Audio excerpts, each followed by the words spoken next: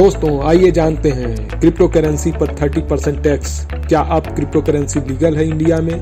क्या आरबीआई आगे क्या प्लान है? जब से सरकार ने डिजिटल एसेट पर 30% टैक्स लगाने का ऐलान किया है दोस्तों, तब से हर आदमी के मन में एक ही सवाल है, क्या अब इंडिया में क्रिप्टो करेंसी लीगल हो गई?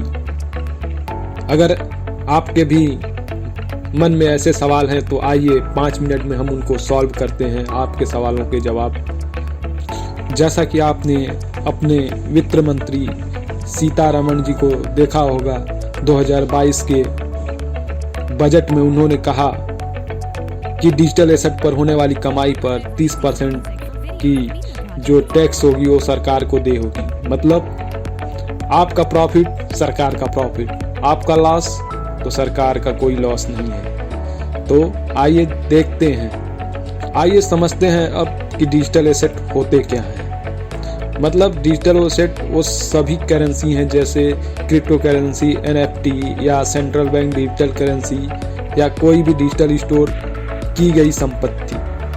तो अब आप समझ गए होंगे कि क्रिप्टो करेंसी डिजिटल एसेट का एक भाग है और 30% टैक्स सिर्फ क्रिप्टो पर ही नहीं लगा है। अगर आप नॉन फंजिबल टोकन एनएफटी पर भी पैसा कमाते हैं तो उस पर भी टैक्स देना होगा दोस्तों।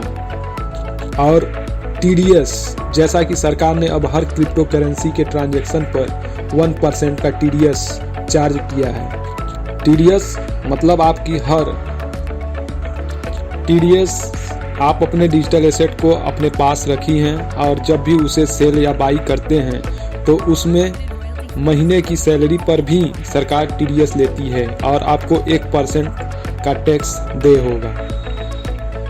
कुल मिलाकर सरकार डिजिटल एसेट को इनकम का सोर्स मान रही है। अब तो आप समझ ही गए होंगे। तो अब मेरा अनुमान है कि आप लोग कुछ बातें आपको समझ आई होंगी। आइए आगे देखते हैं। अब आपके मन में एक सवाल आया होगा कि जब सरकार 30% टैक्स ले ही रही है तो फिर ये लीगल क्यों नहीं है?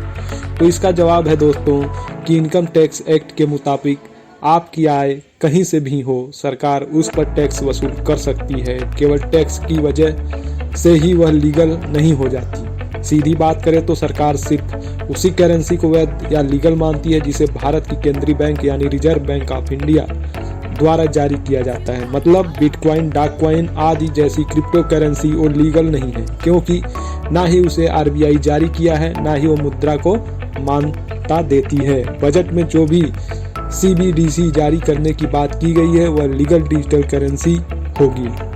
तो अब जानते हैं सीबीडीसी के बारे में। सीबीडीसी दोस्तों सेंट्रल बैंक डिजिटल कि एक सीबीडी एक लीगल करेंसी होगी। जैसे ही डिजिटल करेंसी है हमारी, वैसे ही वो सेंट्रल बैंक ऑफ इंडिया अपनी एक करेंसी लॉन्च करेगा जो सीबीडीसी करेंसी का इलेक्ट्रॉनिक रूप होगा, जिसे कैश के रूप में बदला या एक्सचेंज किया जा सकता है।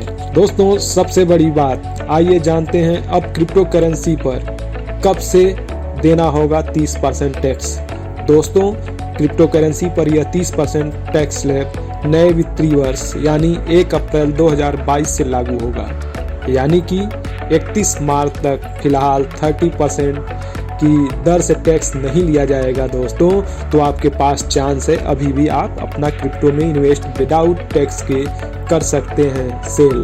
कब तक? 1 अप्रैल 2022 तक। आइए जानते हैं क्रिप्टो करेंसी का भविष्य। बहुत समय से ये बात चल रही है कि सरकार भारत में क्रिप्टो करेंसी पर रोक या बैन लगा देगी, लेकिन बजट में 30% के बाद अब ये साफ हो गया कि सरकार ने इसे बैन नहीं किया है। हालांकि सरकार ने इसे वैध या लीगल भी घोषित नहीं किया है दोस्तों।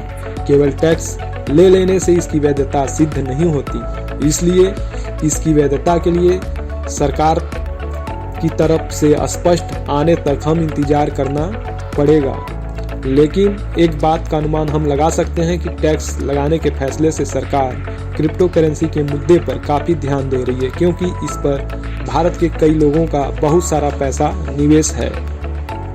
दोस्तों मैं आशा करता हूं कि मेरे द्वारा बताए गए ये टैक्स स्लैब क्रिप्टो करेंसी आप लोगों को समझने में आसानी हुई होगी। अगर आपको फिर भी कोई डाउट है तो आप अपने डाउट को कमेंट बॉक्स में ज़रूर पोस्ट करें, हम उसका समाधान करने की पूरी कोशिश करेंगे।